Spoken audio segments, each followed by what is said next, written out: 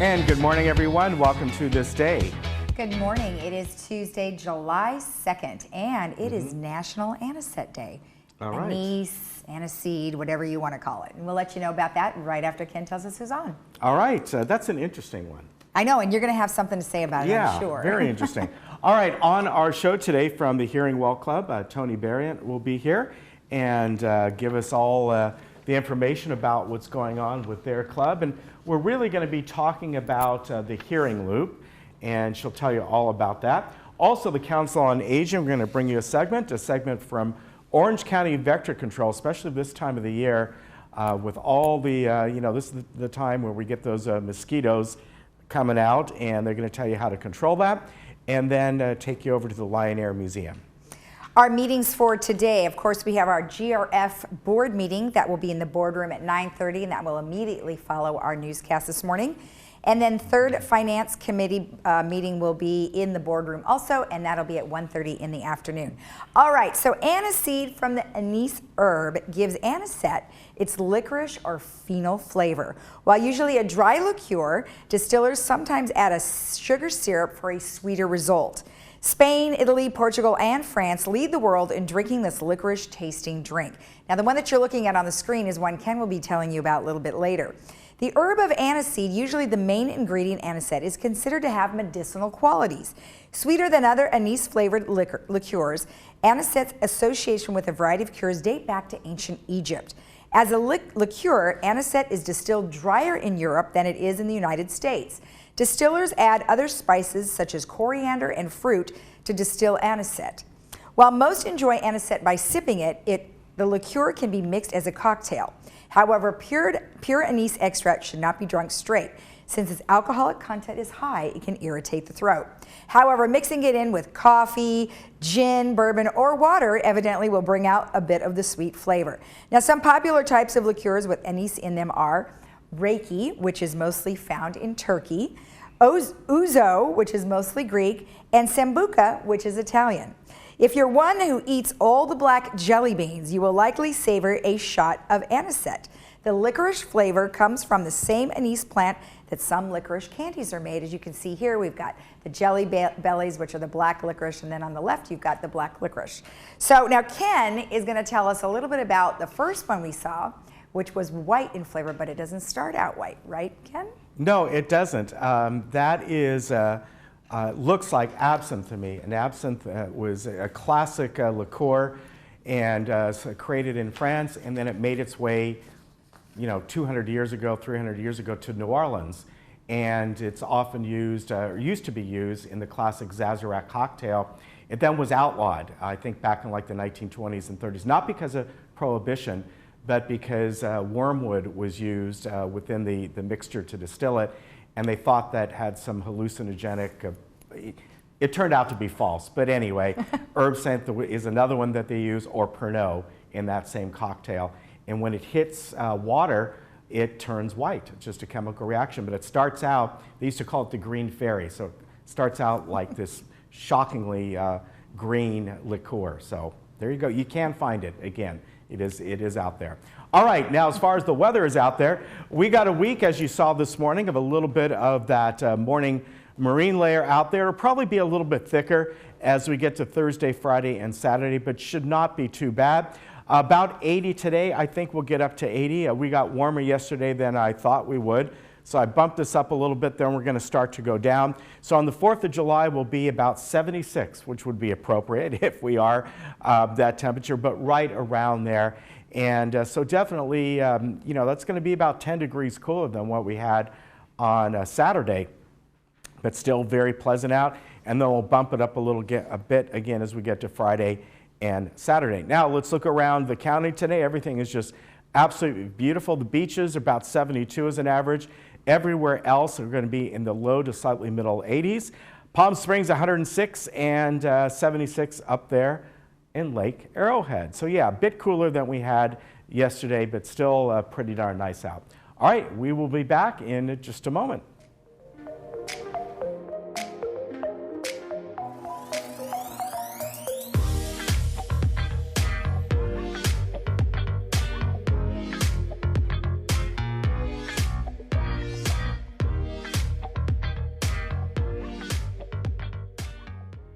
Did you know that the Laguna Hills Lodge was originally built as a place for relatives or friends to stay when they were visiting? In 1968, Laguna Woods' residents built the first 2 buildings of the lodge because they wanted a place close by for visitors to stay. Since then, the lodge has become the spare bedroom for the Laguna Woods' residents. The lodge has received the TripAdvisor Award of Excellence 8 years in a row. We invite you to stay in one of our recently remodeled garden rooms and take advantage of a special offer for Laguna Woods' residents, family, and friends. Before I tell you what I'm about to tell you, let me tell you that it's very important that you listen to what I'm going to tell you. Looking good, Albert. The people have spoken. They want a man of action. Real gold? They want a leader who will stare boredom in the face and say, not on my watch. Insert me, Rob Riggle, the new mayor of Funner, California. It's not a word, it's a place. Funner! We all know there's no place like home. You want to stay in your own home, but day-to-day tasks are getting more difficult to manage. Acticare is the solution. We are the trusted care partner in your community with 5-star reviews. You've taken care of others all your life. Now is the time to let us help you. In-home care is a safe and effective way to help you remain living independently in the comfort of your own home. Acticare, responsive in-home care. Your first day is free. If you asked me what I wanted to be when I was a child, I would have told you a princess or an astronaut, maybe even a chef. But things change. I may not have become a princess, but I found someone who treated me like one. I may not have become an astronaut, but I still got to see the world. I may not have become a chef, but you would never leave my house hungry. The Emeritus Institute has kept my love of learning alive. Every day is a new adventure, and the Emeritus classes have made it possible to keep living out my dreams. Sign up today and begin your life's next adventure.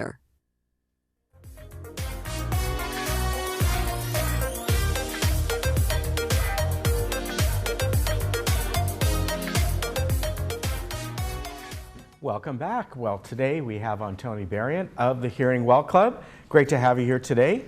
Good to be here. Yeah, and she wanted to remind me that you do not have any meetings coming up the next couple months. July and August were dark. Yes. That's right. And we'll be turning the lights back on in September. Okay. So one of the things you want to talk about today is the hearing loop. Well, I want to talk about hearing accessibility in Laguna Woods Village. Okay. And what I'm going to talk about, some of what I'm going to talk about, it doesn't matter whether you have hearing aids or not. Okay. Okay, because there are some clubhouses that do not have a hearing loop, and there are some clubhouses that do. Now, just starting out, I want to say that 50% of people 75 and older have some level of hearing loss. We have a lot of hearing loss in Laguna Woods Village. Right. So even if people haven't addressed it, even if they haven't had their hearing tested, a lot of times they'll notice that they're not hearing as clearly. Right. They'll notice that they can hear, but they don't understand. So some of the words are distorted. Yes. Yeah. So the best thing to do when you're at a meeting in one of the clubhouses is to use an assistive listening device, or if that room has a hearing loop, to use the hearing loop. So let me just explain a little bit. So I have a list you can see. Yeah, this is available to download from my website. Okay. hearingwellclub.com. And right at the top, so we have the boardroom is looped. Right. So I'll talk a little bit about a hearing loop in just a moment. Let's just, we have the PC Club, the education center where they give the classes. Right. That's looped. Okay. And let's see, Clubhouse 1, they actually, in the art room, they have a hearing loop. It's kind of a portable system, so you got to, it only works if they're using the audio system. Okay. And somebody's remembered to flip the switch. They have, in the main dining room, they have a radio frequency, also referred to as an FM system. Okay. And what you can do is you can go to the supervisor's office. You can borrow an assistive listening device. Okay. And this device is, you plug it in. Okay. Hooks to And any it standard has headphones. on-off and Okay. volume control. So anybody can Okay. that knows how to operate a radio, this is even simpler. Okay. And then you have headphones. But if you have telecoil equipped hearing aids, which is what you need for a hearing loop, you can use something called a neck loop. So in the absence of having a loop in the room, you have a personal loop. So you put this on, you plug it in instead of the headset. So nice because then you don't mess up your hair. And also it's least obvious than, you know, I was sitting in church one day years ago using headphones, and somebody asked me if I was watching listening to the baseball game. That was embarrassing back then. So on, off, and that's how it works. And you turn on the telecoil program in your hearing aids. Okay. So 2 options for FM. So these devices are available in Clubhouse 1 in the main ballroom, Clubhouse 5 in the main room, and Clubhouse 6. Okay. So all the other clubhouses have something else. Clubhouse 3 has an FM infrared system, which is, for the user point of view, it works pretty much just like the FM system. You borrow the device. It looks a little different from this. They have neck loops and they have headsets, just like the other locations. So, and you can use that in the theater. Okay. Now, can people buy these on their own and have them, just so if they're out and about somewhere else? Sure. Okay. There's, yeah, absolutely. They can contact me, and there's actually lots of places that you could get it. But there's, it's online, and you can get catalogs for hearing assistive technology, and I can certainly help with that. So let's talk about the hearing loop, because the hearing loop does require, in most circumstances, it requires that you have hearing aids, but you have to have a telecoil, which is just a little copper wire that is in the hearing aid. 80% of hearing aids have that copper wire. Okay. All they need to do is to have their hearing aid provider activate it, which is just, it's a computer programming. It's very, very easy. Go in, ask them to turn it on, and show them, have the hearing aid provider show them how to turn it on and how to turn it off. Okay. And this is my favorite hearing assistive technologies, the hearing loop. Because for me, I'm fully equipped with telecoils in my aids.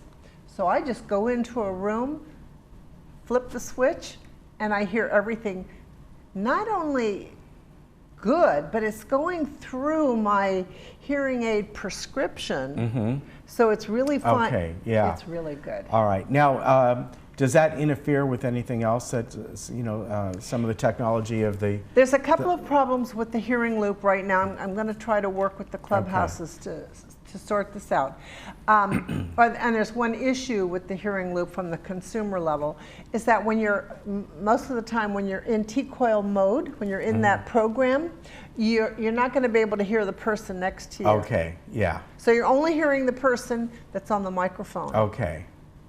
So the other issue is, for a lot of people, you know, clubs have parties. I'm a member of the PC Club. I'm also the membership chair. And we have a couple of events every year. Right. And they hire a band or karaoke, and they bring their own everything equipment. Yeah. So that equipment is not hooked up to the loop that's in the room. Yeah. That's disappointing. But I'm going to start working with Jennifer and Brian in the recreation department and see if we can't get ahead of that, at least for the recreation events.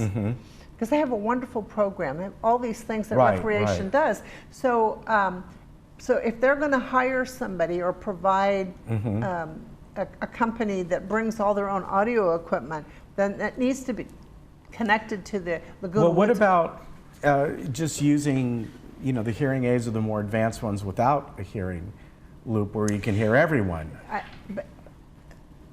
So there's, sometimes that works successfully, but generally the problem is it over-amplifies background noise.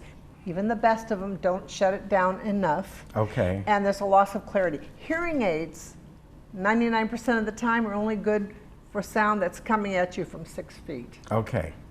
Beyond that, the sound dissipates it. So you really, in order to hear everything sharply and clearly, an assistive device or a telecoil in the case of a hearing loop works best. Okay. And actually there's a national campaign for Get in the Hearing Loop that I'm part of. And I am promoting hearing loops all over. So we have a lot of people who stopped going to church or synagogue. So they are now beginning to loop the sanctuaries. How wonderful. Yeah. You know? So, so people who have left worship services can come back because now they can hear. Okay. And but it shouldn't stop there. We should have hearing loops, counter loops, you know, at pharmacies. So when you're consulting with your pharmacist, you can listen privately, and they don't have to yell at you, and you don't have to be concerned about people in the background. So there's a lot of places where a hearing loop can be adapted. So I'm big on hearing loops. Okay. If anybody's interested, they can go to hearingwellclub.com and look in the technology section for information on telecoils, hearing loops, FM systems. There's also something called a loop listener. I believe they have these in Clubhouse 7. The main room in Clubhouse 7 is looped. And so this you can use with a headset for in a loop for people who don't have hearing aids or don't have a telecoil. Now, you know, you mentioned that if you use it, then you can't hear the person. Yeah. Isn't there something they can do to be able to use both at once? Actually, there is. But when I start talking about it, people roll their eyes and they give up, especially our people here. So there are 2 programs that your hearing aid provider can provide for you. One of them can be a 50-50 program, which is 50% telecoil and 50% local, you know, mic. And then the other one is 100% telecoil. So depending on your tolerance, I do not like the 50-50 at all. That's my personal preference. That might work. So on 50-50, you are going to hear the person next to you, and you're going to hear what's on the microphone. So, but I just like to hear it isolated. I just had a couple of weeks ago, I had all of my TVs. I have 3 TVs. And I had all those rooms permanently looped. I had temporary loops, and I've had them forever. But you know, just a perimeter loop that I put down. Now I've got them down. Oh, I'm in heaven listening to my TV. I can walk all around the house and hear my TV. On telecoil. I love it. Very good. So I'm really big on telecoil and hearing loops. And anybody that wants more information about that, check out my website. Come to a meeting. Our next meeting will be on September the 2nd Tuesday of the month. All right. Very good. Thank you very much. You're welcome. Good to see you. Have a good 4th. Thank you for letting me talk about it. All right. We'll be back.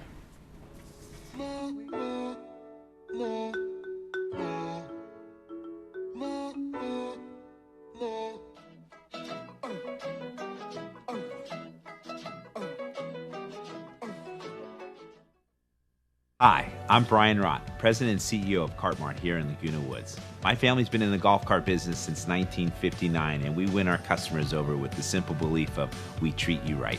We are proud to be the authorized dealer for Club Cart here in Orange County and your go-to source for the sales and service to other major brands. We're conveniently located on El Toro Road, just minutes from Laguna Woods. So come by and see for yourself, while when doing business with Cartmart, there's no reason to go anywhere else.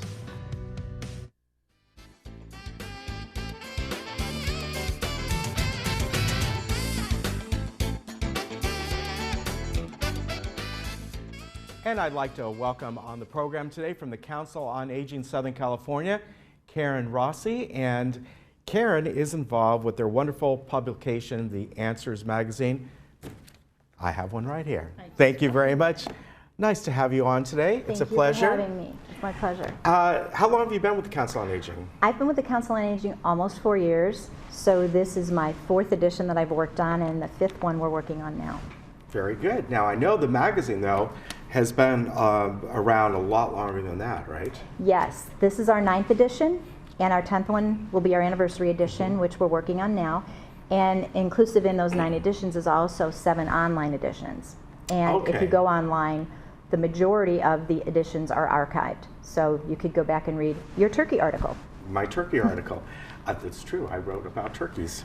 Thanksgiving turkeys. Now, so this comes out once a year or several times a year? Yes, Answers is a publication that comes out 1 time a year. Okay. And usually toward the end of October. So your residents who are subscribers to the Globe will receive one in the mail with their Globe about the 2nd week of November following publication. Okay. Now, how do you get these though? These are available in lots of different places. First of all, if you are a resident of Laguna Woods and you are a subscriber to the Globe, you'll automatically get one following publication, like the 2nd week of November. Okay. A second way you can get it is to go downstairs to your social services group. I just delivered a bunch down there, and we deliver them down there pretty regularly. A third way is you could go to your local senior center or library. They're typically there. I would call ahead because they go rather quickly. Okay. Fourth way is you can go online. You can go to the COA website, www.coasc.org. And on the right-hand side, you'll see a copy or a picture of the cover of the magazine. You'll click on that, and that'll be your online version. You can purchase it from there in terms of purchasing for your postage. And if all of those don't work, you can come by our office in Irvine, or you can call us, and we'll make sure we get one in your hand. Okay. Now, do you find these also maybe in local markets around here? You know how sometimes they have stacks of free publications? Yes, in fact, we typically have Amerisource Bergen, who owns the Good Neighbor Pharmacies, will come by and they'll pick up hundreds of them, and they distribute them to all of their pharmacies. Okay, very good. So what's in here? How can this help somebody out? This is a 96-page publication that has information about healthcare, caregiving, housing, legal, has some nonprofit information in the back. It also has some very relevant and current articles that are written both by COA experts as well as experts in our local community. Okay. Now, one question I had about this is how do you curate the things that are in here? Are they, are there advertisers in here, or do you folks make sure that whoever wants to come in this magazine are really there to help seniors out? And you know, most of it's information. You know, there's a couple of things like from Southern California, Edison, but you know, there's also other things in here as well, living centers and things. Well, Answers is a publication that is solely based on advertising. So we are the only social enterprise model that also supports the other 6 programs at the council. Okay. We will look for article content on a very regular basis. It will be, sometimes it's a national article, sometimes it's an article about something that's current, like CBD oil and CBD usage is very current. Sometimes it will be kind of a fun article. We did one on a bucket list a couple years ago. So we will oftentimes have to contact. We're not allowed to publish anything without permission unless we've written it ourselves or we've had it written for us. The advertisers, anybody in Orange County or nationally that wants to advertise a service or a product that's specific to the 55+ population and that community and their families, are welcome to purchase ads. The only thing that is not paid for, this basically free, is the very, very back where you have all of your nonprofits for people who need a little bit of assistance in various types of programs. And those we always put in at no charge.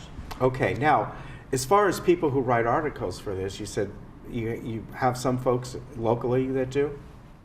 Yeah, we have various doctors locally that will write them. We have experts in-house from our high-cap programs. We'll have nurses that will write them. We've had, some of our clients have written them in the past. We have an article that comes in almost pretty regularly from SoCal Edison talking about the different programs that are available and the safety issues. We'll pull things also, like I said, from national articles that we read. We're always looking for article content. So if any of your viewers have a topic or something they would like us to write an article about or do research and create an article about, we're always open to that. When it comes time to publish and figure out how many articles we have, it's always we lay them out on the table and we have to decide because we always have way more than we have room for. Okay. And so selecting the articles is really important too because we have to know what what the reader is interested in. We have to know what is current and what didn't fall away in that 1 year period that we begin to put the magazine together. And that's a good point, because this is only published once a year. You have to make sure that what's in here is going to be relevant 10 months from now. Yeah, and that's always a little bit of a challenge, especially if you have things like, we write a lot of articles about Medicare, and a lot of times the Medicare laws or rules or various things will change. And so we have to make sure that we're up to date on those things. Fortunately, they don't change multiple times in a year, but when they do change, we have to make sure that the information is updated. So I would say for the majority of articles that we have over the last probably 9 issues, a lot of them are not time sensitive, but some of them are. Okay. And those that are the ones that you will see change, and kind of the topic will repeat, but the content will change. Okay. Now, as far as people wanting to submit articles, how do they go about that? If you want to submit an article, it needs to be a 1-page article, so 500 words, and it is typically submitted Which is not a lot. It is not a lot. It's hard to write something in 500 words. You have to be very concise. Yes. And it has to be pretty much in final form. And then you submit it to Marilyn Federow, whose phone number and email address are inside, on the inside of the magazine. Or you can just call down to the Council on Aging and ask for her. But you would submit it to her. She and I and another committee of editors will read the articles, and a lot of times we'll use articles that come in. A lot of times, like I said, because we have so many, we have to be particular about which ones we choose. But we are always welcome to article content, and we always would love to see anybody write anything for us and send it in. We can't promise we'll publish everything, but we'll surely read it. Okay, and when do they need to put those in by? Now, obviously, this just came out, so they got some time. Yeah, this printed at the end of October, so this is our 2019 edition, and we will print the new edition in October of this year, which will be the 2020 edition. We are already in the process of collecting articles. I think we probably have 5 or 6 articles we've collected. We're currently on the search for a cover. Cover is always a really critical thing. It takes us a while to find the picture that makes everybody want to pick the magazine up. Right.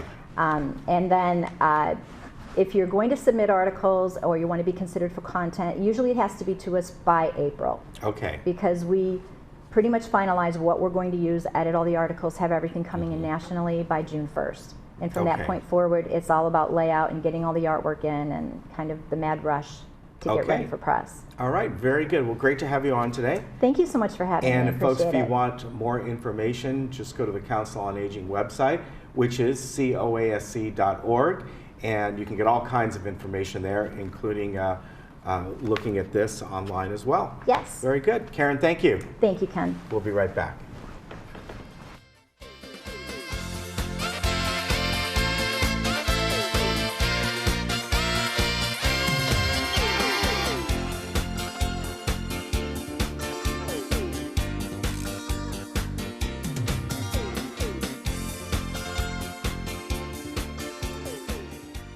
At Freedom Village Assisted Living, we provide loving care and support when your loved one needs it most. We believe in laughing more and caring more. Dining will be an experience, not just a meal. We offer opportunities to create new memories. Your family will feel like they are part of our family as we work toward creating an extraordinary difference in lives worth living.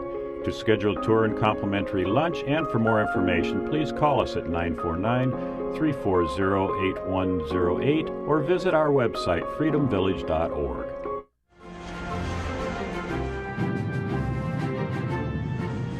We welcome you today to the greatest generation in aviation celebration, to a time of glory, a time of victory, most importantly, a generation of heroes. It is that era and those bigger-than-life heroes that we honor with this incredible facility. Thanks to a dream long held by General William Lyon, that proud generation of remarkable planes, pilots, and wartime victories has been captured in this magnificent museum. Welcome back. Well, another passion of mine is aviation, and as you just saw, that was the grand opening of the Lion Air Museum. I have Mark Foster, who's the president of the Lion Air Museum, with us today to tell us all about all the fun things there are to do there. Well, welcome. Well, thank you. Thanks for having us. Oh, you're welcome. I really like the Lion Air Museum. I've been there a couple of times, and as I mentioned, aviation is starting to be a big part in our family. So tell me a little bit about your history and how you got involved in aviation. Well, my personal history, I kind of started off like most kids do in junior high and high school, motorcycles and cars and all that neat stuff, and had a friend who introduced me to airplanes, so started hanging out at a place out in the Inland Empire, and it was vintage airplanes, and so I started learning more and more and seeing things like the Baba Black Sheep TV series and the planes that actually were filmed for that show were out there in Chino. It got me pretty excited, and so I started volunteering at a museum, got into aircraft restoration, did a little bit of the college thing and kept doing more aircraft restoration, then got into management, and before I knew it, I was flying and working on airplanes and managing things and doing air shows and blah, blah, blah. And it was a lot of fun. Right, so you had a lot of history there, and so your love of aviation brought you to the Lion Air Museum. It did. It started off with the physical flying part that I was attracted to, but then when I started meeting all the people, particularly the veterans who had flown in the military service and so forth, that's where my passion started to shift and started taking on more of the historical side of it. Okay, and so tell me a little bit about the museum itself. Well, the museum was founded by General William Lyon, and General Lyon was, he wanted to be it's kind of funny, he wanted to be a Navy pilot in World War II, and he didn't pass the physical for the naval, to be a naval aviator, which is kind of funny, deviated septum. Got it fixed, went on to be a civilian flight instructor training, get this, Navy pilots. Oh, funny. And so that was kind of funny. And then he was able to get picked up with the Air Force. And it turned out, the physical thing was just, it was nothing. And so he ended up, flying, at that time it was, the Army. He got commissioned and he flew a lot of missions around all over, delivering airplanes all over the world basically, and then stayed on in the Air Force Reserve. So that led him up into becoming chief of the Air Force Reserve in the 70s. So so he's stationed at the Pentagon, and and he was the highest guy in the Air Force Reserve. But his passion for aviation and also education throughout that whole journey was always there. And so as by then a home builder, he had been a home builder. He started his home building business in the 50s while he was still a reservist, and he started flying himself to different locations, and he started buying vintage airplanes. And when he got into the vintage airplanes, he thought, hey, we got to really share these with the school kids. And so that is what led to wanting to found Lion Air Museum. Now, when we were talking earlier, you talked a little bit about some of the aircraft that is at the museum, and you have a few planes in there? I have one, a personal one, the 01 Bird Dog, which is a forward air control type airplane, a little observation airplane. But currently there's 9 airplanes parked in the museum. 2 of them are guest airplanes, one of them is mine, and the other belong to Lion Air Museum. Now, we're showing a photo right now of kind of an overview. So tell me a little bit about what we're looking at. Nice photo there. A couple of our great docents right there. So the B-17 Flying Fortress in the corner, it's a 4-engine World War II bomber. It's probably the definitive bomber of World War II. That's what led the, doing all the missions into Germany during that time. So carried a lot of bombs and so forth. And then you see a couple of Duesenbergs in the foreground there, and that's part of our rotational car exhibit we can probably talk about in a bit. And then I'm not sure if the slide's going to change, but there's a wing of a B-25. So we're kind of, we're sort of going fast. Yeah, well, that's okay. So this is a DC-3, American Airlines DC-3. Right. It's a late 30s design. This is a C-47, which is the same as a DC-3, but the cargo version. And so that's what you would have seen during D-Day in World War II. Black A-26 Invader, that type of airplane flew in World War II, Korea, and Vietnam. So through all 3 wars. And then you can probably see in the way background, there's silver airplane there. That's an advanced trainer World War II called a T-6 Texan. And just about all the guys who flew any of these airplanes would have flown probably started in that, right? Would have flown the, the T-6. And you also have some other fun things. You got some military vehicles, motorcycles, some pretty historically significant vehicles in there as well, and that really helps tell the whole story. Okay, perfect. And then I know you said that education is super important, so start with, I'm kind of jumping ahead a little bit on the docents, because when you go there, like there's some of the motorcycles, so when you go to the Lion Air Museum, there are docents who walk around and can give you kind of a guided tour and some history on each of the items there, right? Yeah, without the docents, you know, the airplanes and the vehicles, you know, they somewhat speak for themselves, but that's as far as it goes. We really need these guys to make it all, you know, guys and girls to make it all work out. And highly knowledgeable in aviation history, and particularly the history of the greatest generation, which is, you know, the guys of World War II and then moving forward in the other wars. When you come in as a visitor to the museum, you have the option to walk around and on your own, but the docents are there. We have about, on our staff, about 80 volunteers, not at the same time, but they rotate. So, you know, we're open, you know, 10 to 4 daily, 7 days a week, and we have that coverage. So we'll have anywhere from, you know, 2 to 7 or 8 docents on site, you know, each day. And so people come in, they get to meet these guys, and that's really the experience you get when you get to hear the personal stories, you know, their personal stories. And I mean, they're unbelievable. And I like it when you show up at the museum. It's kind of like a chance encounter. You know, you ever go to a restaurant, you meet somebody and they're really interesting, and wow, you have a lot in common, family ties or whatever. When you go to the museum, it kind of feels like that. You start talking to somebody and you get that real personalized experience, and they can speak to a lot of different facets of World War II. Yeah. Okay. Now, tell me a little bit about some of the events that are over the summer as well as fall and year round. Yeah, well, summertime we do the car exhibit. We usually feature, you know, a theme. It's a car theme, and we're doing this one, vintage motor racing. And the reason for that is because a lot of the guys, the greatest generation guys, came back from World War II, and they had all this energy and, you know, maybe this daring, and they wanted to get into something interesting, so they took on the automotive, you know, like racing, and it really developed with a lot of the guys using the technologies from the aircraft, using, you know, of course some of the pilots and the mechanics who worked on the planes ended up doing teams and so forth. So we just want to tell that story as well, and it gives just a little something different when you go to the museum, see something a little different, brings everybody together. Right, and then you also, sometimes you bring the planes out on the line, right? Yeah, we do the history on the flight line days. We usually do about 4 a year of those, and we have visiting airplanes. They come in from all over Southern California. They're mostly our friends, and we usually have, you know, let's say a dozen or 2 dozen. It looks like there's some pictures there. Yeah. And the neat part about that is the pilots usually hang around on the flight lines. It's just for the middle of the day, and they hang around, and people can come up and talk to them about their airplanes, and the pilots are always really excited. You know, pilots and air crews are excited to share their stories. Well, you don't get to do that often, really, anywhere. So I think this is a really great opportunity. So if people want more information, they can certainly go to your website. Is that lionairmuseum.org? You have it. Okay, and that's perfect. LYON. Right, Museum. right, lionairmuseum.org. Yeah. Well, thank you. This is very great. Thank you so much well, for thank all you. the information. It's a lot of fun. We could talk about it all day. I know we could. I know we could. And they're telling me, okay, time to wrap it up. So I do appreciate it, and maybe we can have you back again, or we can come on site. Yeah, that would be great. Come out and go flying with us. I would love to. All right, thank you. Thank you.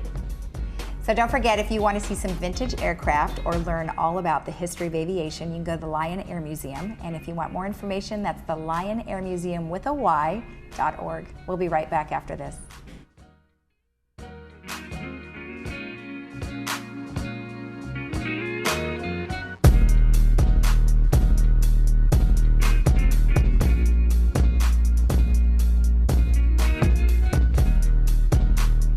#1 choice for wood flooring and more is LA Carpet. Now during their 2-day sale, visit their showroom now and get 65% off wood flooring, laminate, and waterproof flooring. Plus, get 5-year, 0% financing. LA Carpet, #1 for you.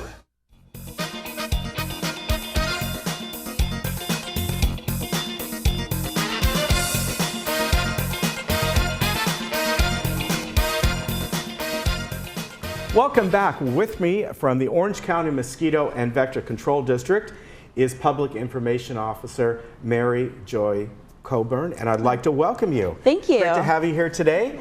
Pleasure. And we've got a few things to talk about, but primarily we're going to talk about mosquitoes and mosquito season. And I think a lot of people who may have moved here recently from out of the area, and they may not realize that, yes, we get a lot of mosquitoes here. Of course, they get a lot more in the south and other parts of the United States, but we do get them here. And we've had an awful lot of rain, so therefore, You know, a lot more opportunities for Exactly. mosquitoes. With a lot of rain, there's a lot of rainwater accumulating in our backyards. And then with the warmer temperatures, that actually creates the perfect temperature condition for these mosquitoes to breed. And, you know, it's really interesting because mosquitoes only need 5 days to complete their life cycle from egg to adult. So that's really fast. Yeah, that is very, very fast. Right. And we're going to be kind of going through some different slides here that give some information. But there's all different kinds of mosquitoes. And, you know, we have what I would call like the standard mosquito, you know, the southern house mosquito. And you know what I always want to ask when you folks come on? You get something sometimes flying around in your house that are bigger, and we used to call them mosquito hawks. Right. Am I right about that? But they're not mosquitoes, they're or crane are they? flies, and crane flies are attracted to light, and they come out, but they don't bite. Okay. So if you see anything larger, they're probably about the size of a quarter. They're not a threat. It's the mosquitoes, and you'll know you have mosquitoes because they will be biting you. Okay. So definitely, you know, follow the recommendations that we say. Mosquitoes need a little bit of water to live, especially the Culex fasciatus or the southern house mosquito. That's easy for you to say. These mosquitoes are known to transmit West Nile virus, which we've been having and we've had in Orange County, and we have them every year. So that is a concern, and mosquitoes need just a little bit of water. So we say no water, no mosquitoes. Okay. Make sure you look around your property to eliminate anything that holds water. Is a southern house mosquito what I would refer to as the common mosquito, something we've had for years? They have been our common mosquitoes in Orange County. Like when you go to the south or something, you're out on a field, they're buzzing all around you. Is that kind of the there same? are different mosquitoes in different areas. I know the southern house are in Orange County, and they've been here in the Southland. Actually, they've been here for a while. But there are new invasive mosquitoes that, we've got that photos popped of up these. in 2015, and there's actually 3 different kinds of species here. But really, for the residents to remember, you know, they're pretty much the same as far as their characteristics and what they're capable of doing. Okay. These are tiny mosquitoes. They're black with white stripes. And slightly different from the other mosquito, they bite during the day also, not just at dusk and dawn, and they can also breed inside your home. You know, a lot of people have these lucky bamboo plants or the bromeliad plants in their home. Sure. These mosquitoes lay their eggs individually in those containers, and then if you water the plants, the mosquitoes hatch, and then they become biting adults. Wow. Yeah, something to remember also, it's not just these plants anymore. Some people have a spare bathroom that they don't use. If there's standing water in the toilet brush container, you could be breeding mosquitoes there, or in your sinks or in your bathtub. If there's any water collecting or just pooling, there could be mosquito breeding. Yeah, so that's an interesting thing that you said there, because like with houseplants, you know, most of us have some kind of house plants, and one of the goals of a lot of them, like you know, I have some in my house, and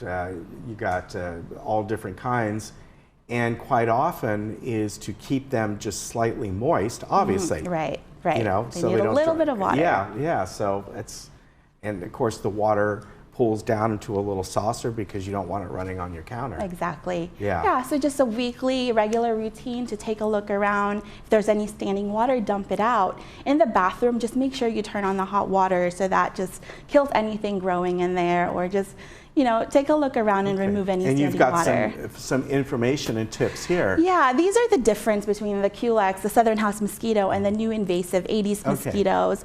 And as you can see, the Culex mosquito lay their eggs on egg rafts, right? So you could just dump that out, and that kills the larvae and the pupae or the eggs. But the Aedes mosquitoes, they actually lay their eggs individually. So a little bit more is needed. Check it regularly, and you can also scrub those containers, especially pet bowls. You know, they need to be scrubbed routinely, regularly, so that we keep our pets safe. And this is something, you know, going back to that other one, the Aedes mosquitoes, that's really hard to combat, is that they will lay their eggs, and the eggs that can sit there for a year and then get over moist. A year. Yeah. They have seen some eggs remain viable for over 8 years. Wow. So it's almost like planting a seed. You know, a seed can be dry for years, it hits a little bit of water and begins to germinate. Just waiting Wow. for the prime condition. So these are the common breeding sources we've found around homes when we do inspections. Fountains, you know, those are the stems of the lucky bamboo plants. The eggs lay, the mosquitoes lay their eggs individually on the stems. Of course, the most obvious one are the saucers under pots, even a bottle cap that's just randomly tossed out in the backyard. Tires, and then that's at the top of a bromeliad. So bromeliads are normally watered from the top. Unfortunately, that pulls a lot of water.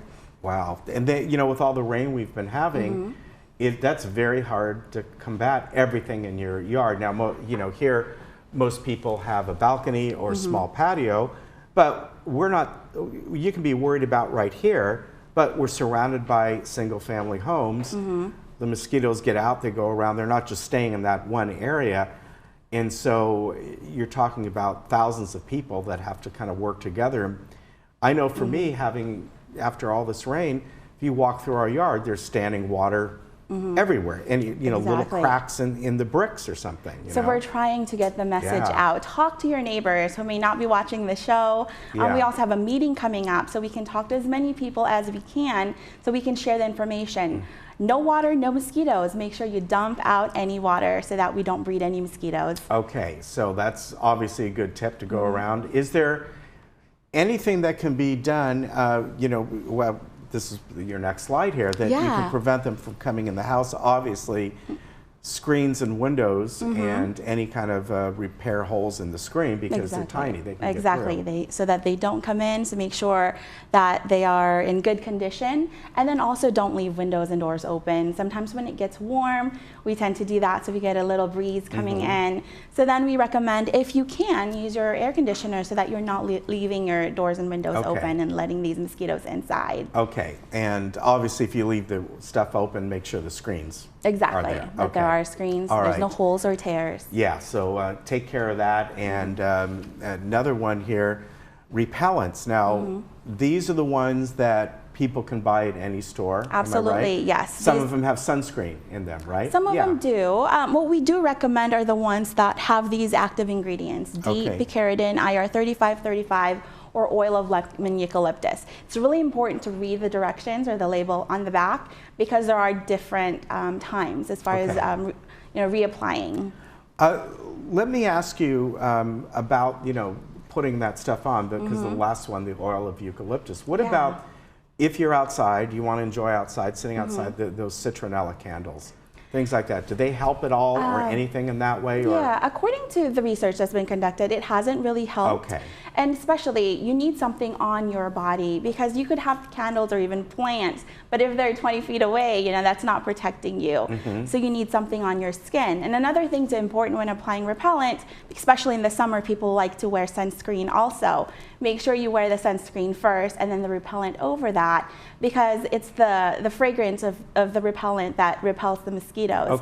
So don't put the sunscreen over it, because then that just hides that. Okay, all right. And here are the different types of tips that we just went over about you know, limiting the water in your area, and saucer standing water, and wearing repellent and long sleeves, you know, which again, when it's warm out, you know, that's kind of a hard thing to do. Yeah, so if you don't want to wear long sleeves and long pants, make sure you wear repellent to cover the exposed skin. Yeah, very, very important.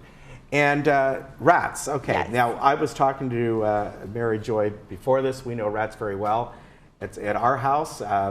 Not that they're in our house, thankfully, but we're up by O'Neill Park. We have an orange tree. I grow vegetables throughout the years. And you know, we've tried all kinds of different things. And of course, for the dogs, it's fun for them. They're out hunting all the time. They're out, I think last night, you know, just looking all around in the evening. But what can you do for rats? So rats, like any other mammals and like humans, they look for food, water, and shelter. So if you have those available, they'll come to your backyard. And so the best thing that we can do is to remove those things so that your backyard is no longer attractive to them. Like, why would they go to your yard if there's nothing for them there? Right. So removing those things are really important. I understand some people have gardens and they have fruits and vegetables. So the best thing to do would be when they're ripe, just to take them in so that they're not lying out there and not calling the rats to come and eat them. Yeah, so like I said, that happens a lot. With the orange trees, some of the oranges are up so high, it's hard to get to them. And you know what's worse is when I find a little rat in the spa laying in there. Yeah, usually I'm in the inner tube drinking a mojito, but that's that's a whole nother thing. But here we go. Going back to these mosquitoes here. The invasive ones, they have a certain look to them. Yeah, like they're tiny, they're black with white stripes. They're aggressive daytime biters. Okay. And normally they bite you around the ankles because they're really smart. If they fly around your face, you're gonna kill them. So they're really smart in that sense. So they hang out in the lower extremities. If someone does get bitten by them, for the average person, does it feel any different than a regular mosquito bite? Yeah, because these mosquitoes are very new to Orange County, a lot of us have not developed any immunities against them or antibodies. So those who get bit, sometimes it's a larger welt than usual. They're extra itchy. Just because they are new and we're not used to them yet. Okay. But for a lot of people, they don't show any symptoms at all, so they don't know that they are bit. But we don't know which mosquito could bite us and could cause itches. Yeah, very true. For more information, anytime you want, go to ocvector.org, and we'll be right back.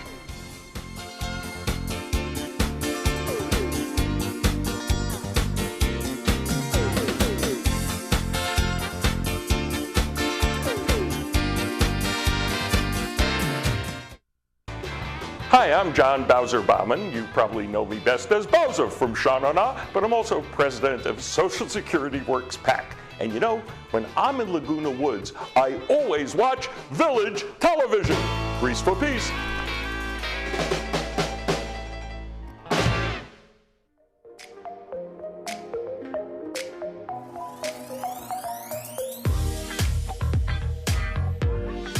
Welcome back. Our movie for Friday is actually a really sweet movie. It's 5 Feet Apart, and it is a drama and romance, and it is about a pair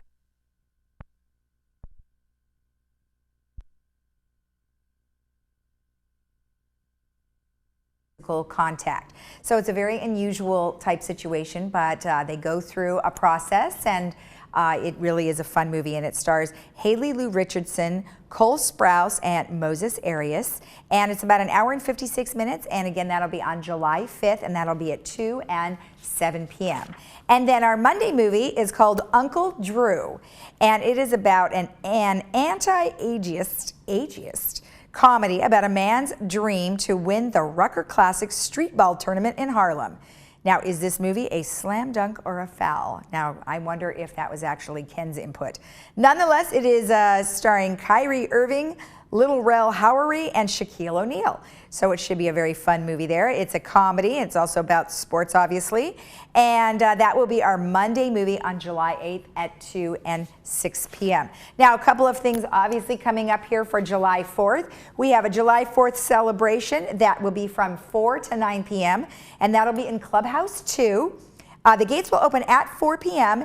and the fireworks will be at 8:45. It is free admission, and they're going to have all sorts of fun stuff. They're going to have a DJ, and then one of my favorite bands is going to be there, Pickleback Shine. Awesome fun band. They're going to have the fireworks show, Kids Fun Zone, the Village Centenarian Project. Food and beverages will be available for purchase. Now, there is a shuttle service from Clubhouse 7, and that will be from the Community Center to Clubhouse 2. And of course, if you want more information about that, you can email recreation@vmsinc.org. Then we have another celebration. It's going to be a 4th of July musical feast. And that will be at Clubhouse 1, and that's going to be Great Songs of America, Sing-Along, Armed Forces Tribute. And this is with Doug Custance, the music director, Linda Waterman, who will be on the piano, and the net proceeds will be donated to the USO in honor of the 244th birthday of the U.S. Army. So that looks like a really fun thing as well. So we also have one other thing, July 6th. And that'll be the best of the 60s with Dennis Tufano of the Buckinghams, featuring Cannibal and the Headhunters. Tickets will go on sale at the Pacific box office. If you want more information about that, again, you can email recreation@vmsinc.org. And then I have to just say the last one, which I can't wait for, is July 11th through the 14th. The Lutheran Church of the Cross and Aliso Viejo Christian School will be presenting The Sound of Music. And that'll be Thursday through Saturday at 6:30 p.m., Sunday at 2 p.m., and it's just $12 for adults. And if you wanted to bring a student or a young one, that's $10. That will be at the Aliso Viejo Christian School. The doors open at 6. And if you want more information on that one, you can call 949-837-4673.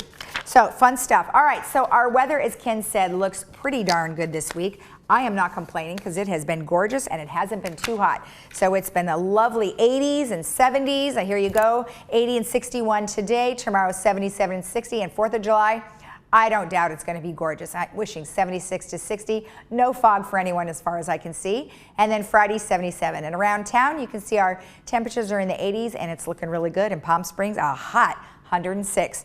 Now, tomorrow on our show, we are going to have the GRF report from today's meeting. We'll have Toyota Irvine, and we'll have David Lang from the South Orange County Community College District and the Senior Center. And don't forget, following our newscast this morning at 9:30, we will have the GRF meeting. We'll see you tomorrow.